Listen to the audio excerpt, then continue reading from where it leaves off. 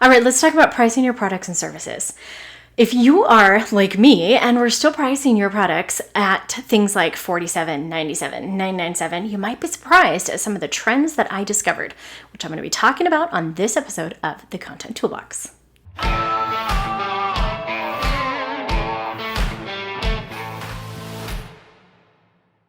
Okay, we are talking about pricing your products and services, specifically in regards to digital products. We're not talking e-commerce. I'm not talking like big business. This is very specifically for coaches, infopreneurs, course creators, any kind of digital products that we're talking about in this digital marketing landscape. Okay? So one of the things that I love to do is share my opinion because, everyone's got one, right? We all know what they're like. But I also do like to do a little bit of research. And this time I was like, I know exactly what I'm going to be talking about. And I did a little research, and I tell you what, I found some articles that are just really shocking and kind of mind-blowing to me. So I figured they might be for you as well.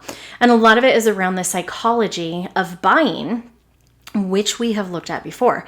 But now specifically in relation to numbers that we're using and in relation to how we are presenting them. So I'm going to go over all of that. So if you're new here though, and you don't know who I am, I'm Jen Neal, and I founded Formula Done, and I created the content activation method after I had lost so much money on Facebook ads that I figured out there had to be a better way. So I put myself on a mission after running my agency for 12 years. I'm like, nope, I'm going to find a better way to do this. And I actually figured out how traffic sort of flows online. So now what we do is we help business owners just like you use your old content to actually find, attract, and convert new customers with content that actually engages more and ads that cost much less. So if any of those things are interesting to you, check out more at our website, formuladone.com. All right, so let's get into the meat of the juicy, all the stuff, the pricing. So exciting. Okay, so I'm not going to go through, if you look at how to price products and services, right? And you just type this in, you're going to come up with a lot of there's this pricing model and this pricing model and this. And really what I find to be really helpful is actually actionable steps of, okay, here's how we do it. So I have been creating pricing and everything in my business for many, many years. So I'm going to share with you how I do it and some of the things that I think about and how I go through. So I've actually been working in this small business marketing world for a long time. I started out literally in high school. Fresh out of high school, I was running a marketing department, but I worked in other businesses, and we sold everything from little e-commerce widgets. I worked for companies, we did that, supplements, big trailers, commercial construction. So I've worked in a lot of different businesses where we've priced things from dollars to millions. And there are certain things that kind of still play across all of these. And some of these trends, they're things that I have carried forward into when I started my own agency about 14 years ago. I carried a lot of these lessons and everything forward.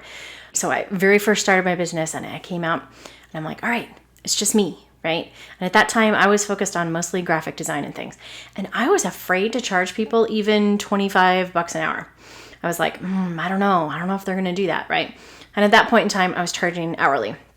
I worked with a coach at the time who kind of helped me understand how to run a business down to the business fundamentals and things. But specifically what we're talking about today is pricing.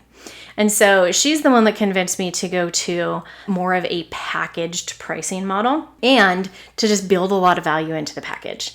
And so I actually brought her in on one of the packages that I was doing for a local company. I had worked with them before, and they're like, hey, what would it be like if you came in, took over, set all of this up, built all of this automation, and trained our people how to do, this, and this. I knew it was a several month package, and so I actually kind of built it out. And I went to her and I'm like, look, I need your help on this. She looked at it and she's like, how do you feel about it? And I'm like, I'm really nervous about it. And she's like, great, add another 0. And I'm like, are you kidding me? There's no way I could do that. She's like, listen, and this is a lesson that I totally have carried forward. When in doubt, add another 0. And I think I've talked about that before, but I literally did. I was like, there is no way that they will go for this. And I added another 0. And I was like, holy crap, they took it. They actually took it and they were happy. Since then, I have, in general, I've come up with a number, and then I'm like, I always kind of measure it with that gut check. How does that make me feel? And if I multiplied this by 1.5, or if I added another 0, what would that look like? Could I get away with it? And I've stretched myself through the years to do that. And so now, where I used to be afraid to even charge $25 an hour, like my average going rate is probably north of $300 an hour or something now. So it just is something that kind of like you get super nervous about it, and then you sort of break that wall, and then it's like that's the new norm. And then you get super nervous about it again and break that wall, that becomes the new norm. So it's just this sort of growth experience as it kind of goes, right? So what I want to talk about then is the process of how I go through and kind of price these things, and like very specifically products and services. So in my opinion, pricing products like a digital product versus a service, because service work has a lot more variables in it with your overhead costs and service and support and people and training and blah, blah, blah, blah, right?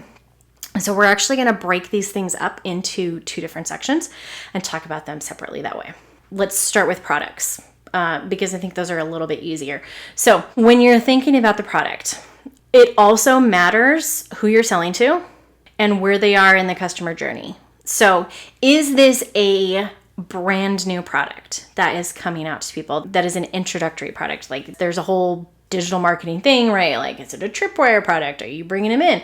Those are typically going to be low dollar products because people just aren't generally going to come in and be like, yeah, here's 10 grand. Let me work with you, right? So a lot of times there's these lower dollar kind of products if you're running your business that way, right? So it depends on where they are. Are they new to you as a customer?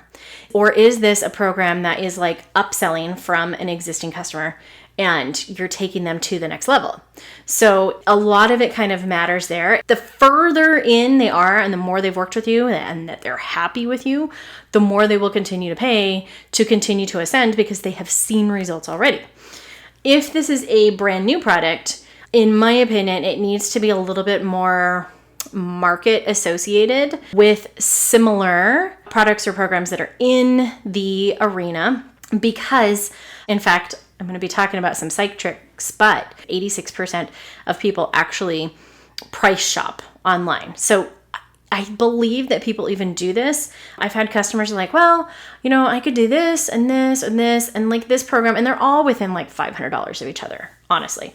So there kind of becomes this comparison to what's happening in the marketplace. And I think one of the things to think about is, where do you fit in relation to that in the marketplace? Are you wanting to be a premium service? You want to know what everybody else is charging, you want to charge more? Or do you want to be the Walmart, like the high quantity, low dollar, and bring people in that way? So in that case, you need to know where the price points are at so that you can be down towards the bottom. Or are you just going to play middle road? Like a lot of it kind of depends on where you want to be in relation to your competition as well. Another thing to really think about is like in terms of who this is for. Who is your audience? And I know there's all this like, who's your avatar? Who's your avatar? And you're like, I'm tired of talking about my freaking avatar, right? But it is important because, selling something to a corporation or to a highly experienced, 7-figure business owner versus a beginner, the access to funds that they have is going to be different. And so your product or service needs to be priced appropriately so that it is still within their reach while still providing value. So that leads me to another thing to really consider, which is, what is the value of this program? So a lot of times it's like, there is no way I can create a $10,000 program and sell it to people. Well, I've seen it over and over. Like I've seen it at Funnel Hacking Live and Steve Larson's Offer Lab and everything, right? So you get all these beginners together and you offer them a $20,000 package, and the people who see enough value in it will find the money to make it happen. Now, without getting super political, I think you also have to be comfortable with who you're selling to and how much you're charging and what that means for your customer. So I'll just leave that. Oh, I'm going to get myself in trouble with this. Jen and your big mouth. Okay. So let's start with digital products. Here's the process that I go through. And I'm probably going to be all over this place here. I did actually record this process in the tips. If you want to go follow the link to our blog, you can go grab the tip infographic. I actually have it kind of outlined in good sequential steps. But here's the gist of what I go through is I want to look at what is all of the marketplace actually doing? And where do I want to fit in that marketplace? Do I want to be at the top or the bottom? Who is it for? And where are they at in the customer journey? Just like we just talked about. And then I really want to look at the value. What is the value that I am creating in this? And when you get to the end of a webinar or whatever, and it has the value stack, and it's like, this is worth $19.97, and this is worth $24.97. Like, we all know those are just made up numbers, right? Most of them. Usually they're made up numbers. But what it does mean, and this trick, it still works, which is why everybody still does it, is if you're like, this is what you're buying, and I'm going to give you this result, but I'm also going to give you this and this and this and this and this. So it becomes a no-brainer. So you're like, oh man, I really want those bonuses. Or I was already willing to pay this much for this, and I'm going to get all these extra things. Now, chances are you're probably never going to use or use very little of all of the extra things, but it makes the buyer think a little bit differently, like, oh, I'm getting extra bonus value, right? So looking at what is the value, not only in terms of the stack or whatever it is that you're including in your product or program or service for that matter, but whatever you're including, it's not only just the dollar value of that, but really what is the value of what you're doing for the end user? What does this mean for them? Are they in ultimate pain? One of my friends, Neil, he's actually been a guest on the show here.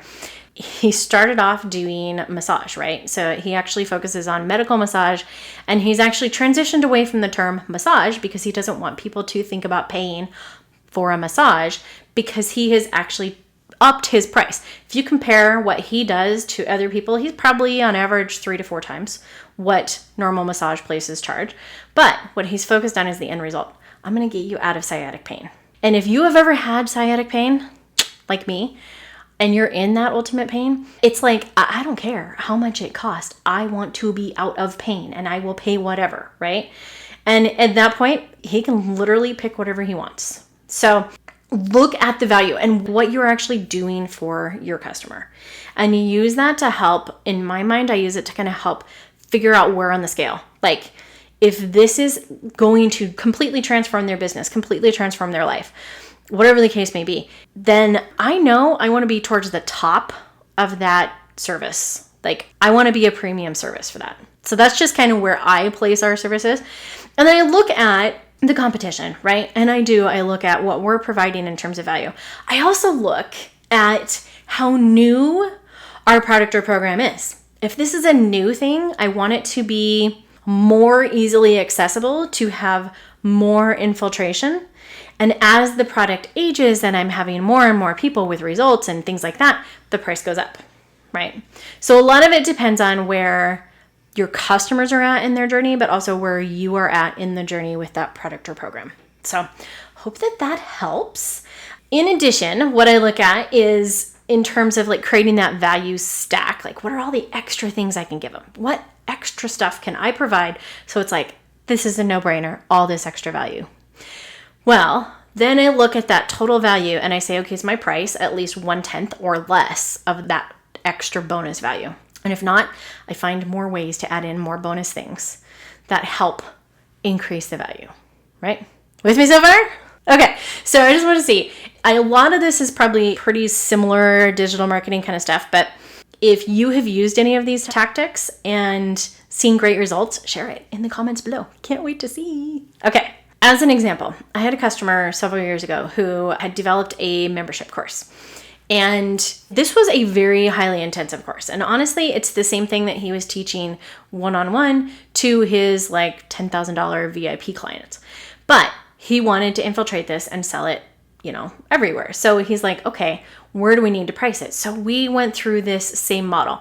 What's the value? Where are people at? We were all over the board. And we both agreed that it could very well live as a $5,000 product, but because he wanted to get some infiltration, but he didn't want to pick up beginners. So he used the price point. We actually used the price point. So instead of taking it to a $1,000 course, we actually started it off at $2,500 because he wanted to automatically weed out the people where $2,500 was going to be too much, just because he knew who he wanted to work with very specifically, right? So still a lot of it is a mental game. And you guys, you can always change it. You always can change it. Taking the price down after you've launched it, not fantastic, but you can also rebrand it and change it to a different product and relaunch it at a lower price if you need to, right? But what really matters is, does it bring the value to your customers and where you want to fit kind of in the marketplace? Because for digital stuff, we're not talking about a lot of overhead. So you really just throw a dart and kind of figure it. So those are the things that I go through in terms of comparing where I'm at and knowing what I want to do. Like, for instance, pricing our course that we just recently released, the Content Connection Academy. So that course is designed to be a JV, a joint venture attraction model. So I want the course to be very low so that it sells easily. And I also wanted it to be enough so that when I split the profits with whoever it is that's helping me promote the webinar, that it's juicy enough for them to be like, yeah, I'll do that. So I go in, I run the webinar, we sell the course, I deliver the course, and they make half of whatever we do.